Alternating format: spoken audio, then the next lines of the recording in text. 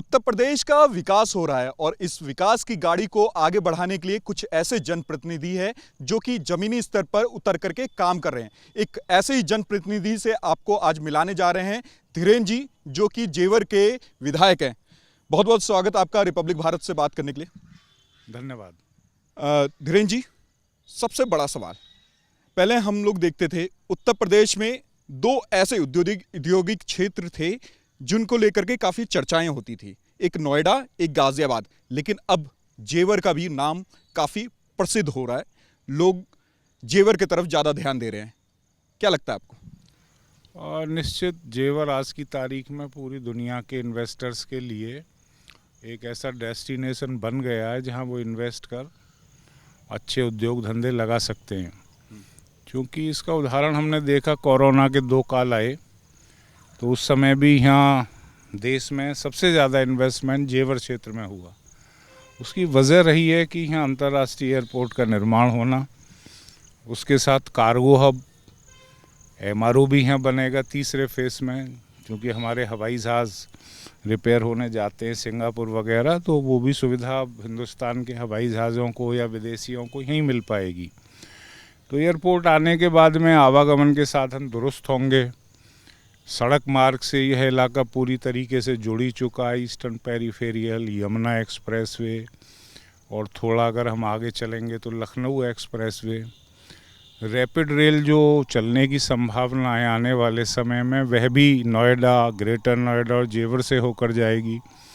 तो अगर हम समुद्र मार्ग को छोड़ दें तो ये दुनिया का एक बेहतरीन आवागमन से युक्त क्षेत्र है, इसलिए लोग यहाँ इन्वेस्ट करना चाहते हैं। और सबसे बड़ी बात है योगी जी का नेतृत्व, जो एक कानून व्यवस्था के लिए उन्होंने किया इस प्रदेश की, और विशेषकर यह वह क्षेत्र है जहाँ माफियाओं का राज था और लोग अपने उद्योग धंधे छोड़कर हरियाणा के लिए, दिल्ली के लिए पलायन करने लगे थे।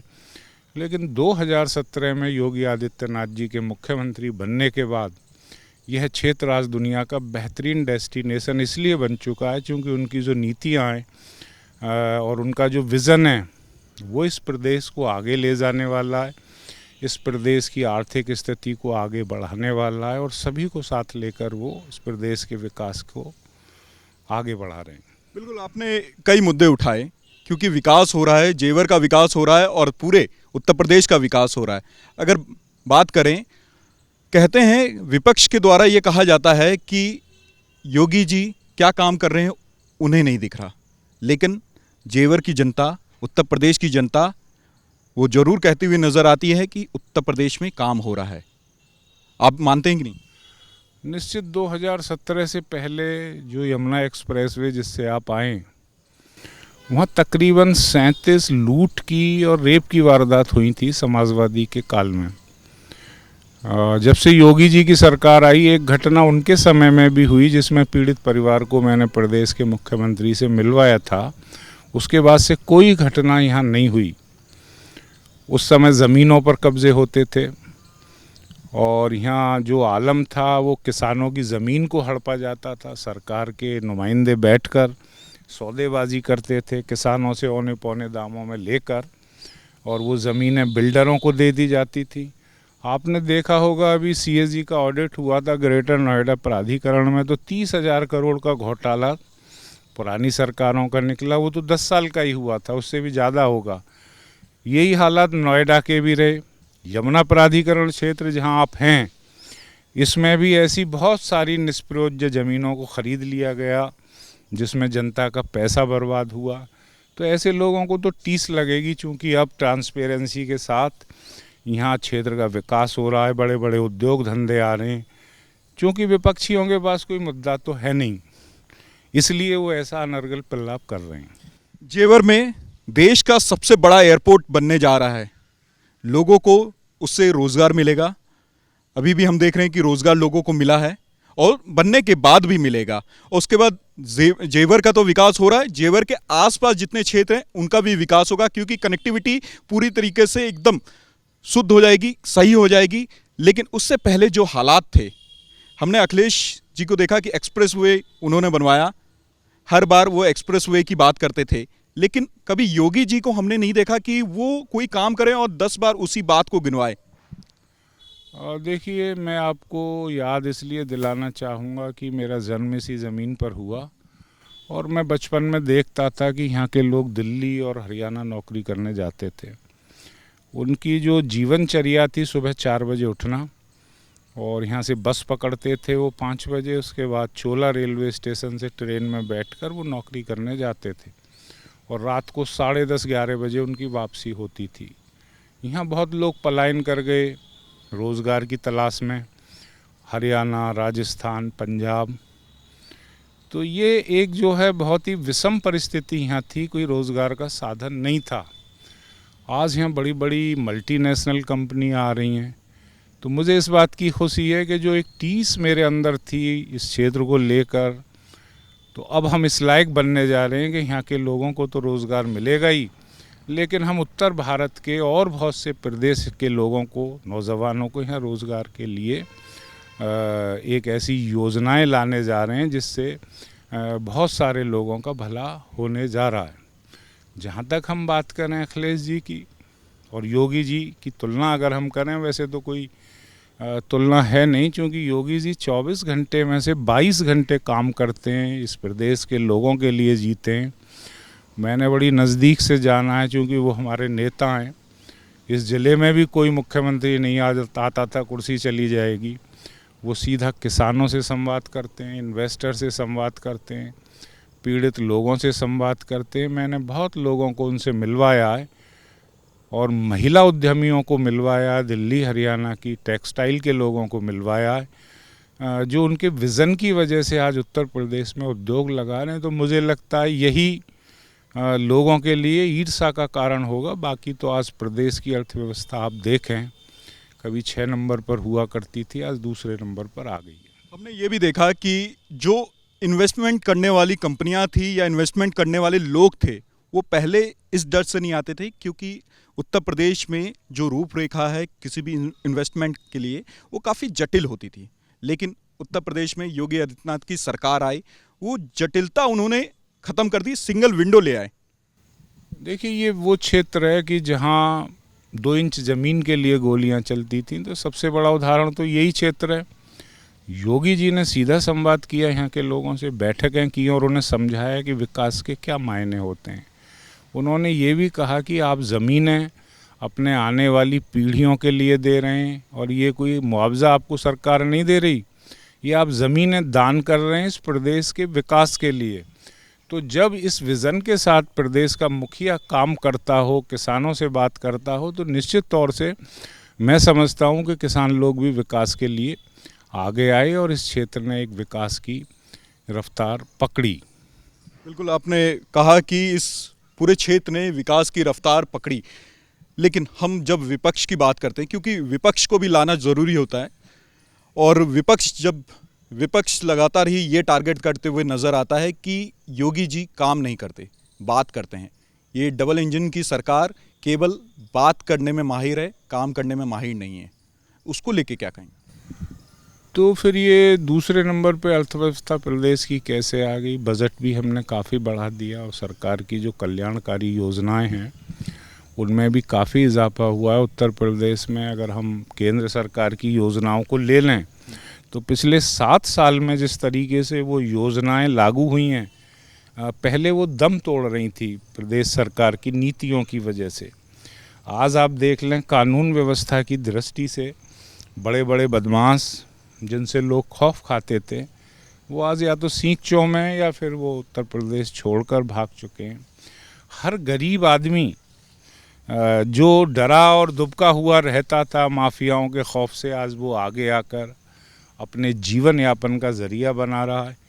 और मैं समझता हूँ कि योगी जी ने जो इस प्रदेश के लिए किया है वो एक बहुत ऐतिहासिक काम है। समाज के दबे कुचले लोगों को, व्यापारी वर्ग को, किसानों को उन्होंने एक ऐसा रास्ता दिखाया जो खुशहाली की ओर जाता है। जेवर कितना बदला है? अगर बात करें, सरकारों की तुलना करें, जेवर कितना बदल गया है? हमने देखा बदलते भारत को भी, क्योंकि केंद्र में पीएम मोदी की सरकार, लेकिन उत्तर प्रदेश में योगी जी की सरकार, और आप बता सकते हैं सही कितना बदल चुका है जेवर? मैं तो अतिशयोक्ति नहीं कहूँगा इसे। आने वाले समय में यह उत्तर प्रदेश की आर्थिक राजधानी तो है ही, लेकिन देश के विकास का पहिया भी जेवर से होकर जाएगा, ऐसी मुझे उम्मीद है। क्योंकि यहाँ फिल्म सिटी की स्थापना होने जा रही है, इंटरनेशनल एयरपोर्ट यहाँ अप्रैल में शुरू हो जाएगा आने वाली में। देश को 5 मेडिकल डिवाइस पार्क मिले थे, उत्तर प्रदेश के हिस्से में एक आया था, वो भी यहीं बन रहा है। यहाँ मेट्रो कोच की फैक्ट्री लगाई जा रही है जिसमें मेट्रो ऑन टायर्स बनेगी, और 500 फॉर्चून अनेकों कंपनियां हैं इस क्षेत्र में, ज़मीनें ले चुकी हैं। शिक्षा के क्षेत्र में बहुत सी संस्थान आ रहे हैं, बड़े बड़े नरसिंह मुजी जैसे। और अगर हम हेल्थ की बात करें तो हेल्थ के क्षेत्र में भी बड़े बड़े लोग यहाँ आ रहे हैं। कुल मिलाकर यह क्षेत्र दुनिया का ऐसा क्षेत्र बनने जा रहा है जहाँ लोगों को ज़रूरत होती है जिस सुविधा की, वो सब यहाँ मौजूद होंगी। तो ये वास्तव में 7 साल में जेवर में जो बदलाव आया है वो आज़ादी के बाद से पहले कभी नहीं आया, और 2017 के बाद ही यहाँ के लोगों ने जाना है कि विकास क्या होता है। धीरे धीरे हम गांवों में देखते हैं लोगों का जीवन स्तर उन्नत हो रहा है, उनकी सोच बदल रही है और वो विकासोन्मुख नज़रिया रखते हुए आगे बढ़ रहे हैं। हर आदमी के लिए यहाँ रोज़गार होगा। यहाँ पहले ज़मीनों का अधिग्रहण होता था, किसानों को मुआवजा मिलता था, लेकिन जो खेती हर मज़दूर थे वो पलायन कर जाते थे। अब यहाँ बहुत ऐसे साधन आने जा रहे हैं जिससे खेती हर मज़दूर भी अपना जीवन यापन इसी क्षेत्र में कर पाएंगे। बात करें, उत्तर प्रदेश में उपचुनाव होने वाले हैं, 10 सीटों पे ये उपचुनाव है। हालांकि तारीख अभी तक तय नहीं हुई है, लेकिन क्या लगता है आपको कि एक तरफ जहां अखिलेश यादव इंडिया गठबंधन के साथ मिलकर के अपना पीठ थपथपा रहे हैं, तो दूसरी तरफ बीजेपी लगातार ही मेहनत करते हुए नजर आ रही है। देखिए, उपचुनाव के नतीजे जहाँ तक मैं समझता हूँ वो बीजेपी के पक्ष में जाएंगे, क्योंकि लोकसभा के चुनाव में जिस तरीके से सोशल मीडिया प्लेटफॉर्म के माध्यम से मोदी जी और योगी जी की नीतियों को प्रस्तुत किया गया जनता के सामने, क्योंकि देश बहुत बड़ा है, पूरे देश में चुनाव था, तो कुछ समय के लिए ये जो ताकतें हैं जो देश के विकास को नहीं देखना चाहती, ये कामयाब हो गई होंगी। लेकिन अब आने वाला समय लोग समझ चुके हैं अच्छी तरह से। ये जातियों की बातें करने वाले लोग, मैं तो देखता हूँ कि जो मुल्क आगे बढ़े हैं वो जातियों के बल पर आगे नहीं बढ़े। आज अगर चाइना आगे बढ़ रहा है तो अपने कमिटमेंट की वजह से, यूएसए बहुत आगे, यूरोप के कई देश आगे बढ़ रहे हैं। आप ये देखिए कि छोटे से देश जहाँ बांग्लादेश में अभी तो हाल फिलहाल में सत्ता पलट हो गया, लेकिन बांग्लादेश जैसे देश ने भी अपनी तरक्की की, तो वो सिर्फ अपनी सोच की वजह से। अगर हम जातियों में भटकेंगे, हमारी ना तो सनातन संस्कृति इस बात को कहती है, और जातियों में भटकने के बाद ज़रूर कहीं ना कहीं विकास का पहिया थमेगा जो इस देश के लिए ठीक नहीं होगा। तो ये सिर्फ सत्ता में आने के लिए पीडीए की बात करते हैं, सत्ता में आने के लिए सरकार को बदनाम करते हैं। ये उन दिनों को भूल गए जब सड़कों पर ये सरेआम गुंडागर्दी करते थे, किसानों को ये माध्यम बनाते थे, लूट का औने पौने दामों में ज़मीनों को छीन लिया करते थे। तो अब इनकी जो दाल है वो गल नहीं पा रही। इनके मंत्रियों के यहाँ जब छापे पड़े, खनन मंत्री थे प्रदेश के गायत्री प्रजापति जी, तो इतनी अकूत संपत्ति निकली जितना खनन विभाग का बजट भी नहीं था। नोएडा, ग्रेटर नोएडा के भ्रष्टाचार की मैं बता चुका हूँ। तो इनकी बौखलाहट ये है कि अब इनकी जो दुकान है वो क्यों नहीं चल पा रही। तो मैं समझता हूँ जनता जानती है, और उत्तर प्रदेश के उपचुनावों में भारतीय जनता पार्टी अच्छा प्रदर्शन करेगी। आपने भी अपने बातों में कहा है कि उत्तर प्रदेश या जेवर में क्राइम कम हुआ है, लेकिन अखिलेश यादव उसी क्राइम को लेकर के जो इनकाउंटर हुए हैं उस पर सवाल उठाते हैं और कहते हैं कि ये फेक इनकाउंटर है। उसको लेके क्या कहेंगे आप? नहीं, आप ये बताइए कि आप भी उत्तर प्रदेश के बारे में बहुत दिन से जान रहे हैं, आप खुद ही महसूस कीजिए इस बात को कि आखिर इन्वेस्टर इस प्रदेश में क्यों आ रहा है। अभी मैं 6 दिन पहले एक कार्यक्रम में था, दिल्ली की एक महिला थी एंटरप्रेन्योर, उसने, मेरे पास उसका वीडियो भी है, उसने कहा कि पहले हम 6 बजे से पहले उत्तर प्रदेश को छोड़ना पसंद करते थे, दिल्ली जाना पसंद करते थे, और आज अगर रात के 12 भी बज जाएं तो हम लोगों के अंदर एक विश्वास रहता है कानून व्यवस्था का, और हम बेधड़क रात को भी आ जा सकते हैं। तो ये जो परिवर्तन हुआ है ये परिवर्तन योगी जी का नेतृत्व, उनका विज़न, आज जो कानून व्यवस्था प्रदेश में बनी है वो इस वजह से बनी है कि वो जो गुंडे बदमाश जो संरक्षण पाते थे पुरानी सरकारों में, उनके खिलाफ कार्रवाई हो रही है, इसीलिए ये लोग अनर्गल प्रलाप करते हैं। क्या पीडीए और जातिगत राजनीति अखिलेश यादव की चल पाएगी? मैं समझता हूँ कि अब 21वीं सदी की तरफ हम लोग हैं, हम सभी लोगों को सोचना चाहिए कि हमें इस राष्ट्र की मजबूती के लिए और देश को तेज़ी से आगे बढ़ाना है, तो हमें अभी ये जाति पाति संप्रदाय इन सारी चीज़ों को छोड़कर सिर्फ़ और सिर्फ राष्ट्र की मजबूती के लिए एकजुट होकर काम करना पड़ेगा, क्योंकि दुनिया की बहुत सारी शक्तियां नहीं चाहती कि हिंदुस्तान आर्थिक रूप से मजबूत हो। आज हम दुनिया के 5 बड़े देशों के समकक्ष आकर खड़े हुए हैं आर्थिक स्थिति में, और कल आने वाले समय में हम तीसरे नंबर पर भी पहुंच सकते हैं। तो विदेशी ताकतें सोच रही हैं कि इनका नंबर तीसरा ना हो, हमारी राजनीतिक लोग सोच रहे हैं कि सत्ता कैसे प्राप्त करें, ये इनके इन प्रकारेण। तो मैं समझता हूँ कि लोगों को जाति पाति के चक्कर में नहीं आना चाहिए, सिर्फ और सिर्फ अपने विकास, प्रदेश और देश के विकास और राष्ट्र को मजबूती की बात सोचनी चाहिए। अगर क्योंकि आप क्षेत्र के विधायक हैं, एक विधायक से ये सवाल जायज़ है कि अपने क्षेत्र के विकास को आप कितना नंबर देंगे 100 में से, और कितना अभी उस विकास को और करना बाकी है? आज़ादी 1947 में इस मुल्क को मिली थी और मेरे इस क्षेत्र में एक भी डिग्री कॉलेज नहीं था सरकारी। विशेषकर जो कन्याएं थी वो 12वीं के बाद शिक्षा ग्रहण नहीं कर पाती, तो मैं 3 डिग्री कॉलेज इस क्षेत्र के लिए लाया हूं, जो एक आरंभ हो चुका है, 2 प्रारंभ होने वाले हैं, जिसमें से 2 कन्या महाविद्यालय हैं। तो जब हम लड़कियों को शिक्षित करने की तरफ ले जाएंगे तो निश्चित तौर हमारा समाज भी आगे बढ़ेगा, और वो लड़कियों की जो सहभागिता है पढ़ने के बाद वो राष्ट्र के विकास में भी हो पाएगी। इस क्षेत्र में, इस ज़िले में कोई ट्रामा सेंटर नहीं था, वो हम बनवाने जा रहे हैं यमुना एक्सप्रेस वे पे। अस्पताल हम बनवाने जा रहे हैं, जिम्स को इसी सरकार ने मेडिकल कॉलेज की मान्यता दी है, वहाँ हम नर्सिंग कोर्स भी लाने जा रहे हैं। और जहाँ तक हम ग्रामीण विकास की बात करें तो एक एक गांव में तकरीबन 3-3, 4-4 करोड़ रुपए के बजट से वहाँ की आंतरिक गलियों का सुधार किया गया है। इंटर स्टेट कनेक्टिविटी के माध्यम से इस विधानसभा को जोड़ा गया है।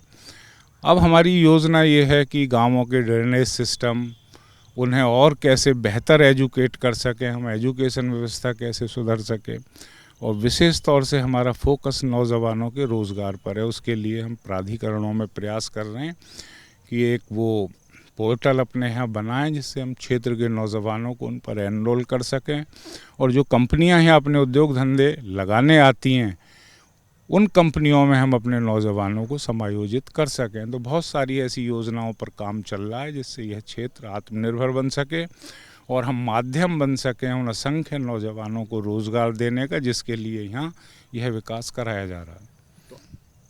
100 में से कितना नंबर? नहीं, 100 में से 100 ही नंबर देने चाहिए विधायक को। मुझे 7 साल का ही तो समय मिला है, 7 साल में ये बहुत सारी योजनाएं आपने देखा है धरातल पर आ गई। मैंने आपको बताया कि भट्टा पारसोल भी ही हैं, और उस घटना के बाद 2011 के बाद कोई अधिकरण इस जनपद में नहीं हुआ। अलीगढ़ का जिकरपुर भी है लगा हुआ है मेरे बॉर्डर से, जहाँ हिंसक आंदोलन हुए थे। आज मुख्यमंत्री किसानों से वार्ता करते हैं, उनके मसले सुलझाते हैं। आज किसान विकास में प्रदेश सरकार का साथ दे रहे हैं, और यह क्षेत्र तेज़ी से एक औद्योगिक क्षेत्र के रूप में विकसित हो रहा है। तो ये जो परिवर्तन है, तो ये 100 नंबर वाला परिवर्तन है। बिल्कुल, आप विधायक जी को सुन रहे थे और विधायक जी ने कहा कि ये परिवर्तन 100 नंबर वाला परिवर्तन है। पूरे क्षेत्र में विकास हो रहा है, पूरे राज्य में विकास हो रहा है, और इस विकास की जो रस्सी है, जो धागा है, वो जो जितने भी विधायक हैं, मंत्री हैं, उनके हाथ में है, और वो लगातार ही उस डोरी को आगे बढ़ाने के लिए काम कर रहे हैं। रिपब्लिक भारत के लिए विजय अजय के साथ लोमस झा।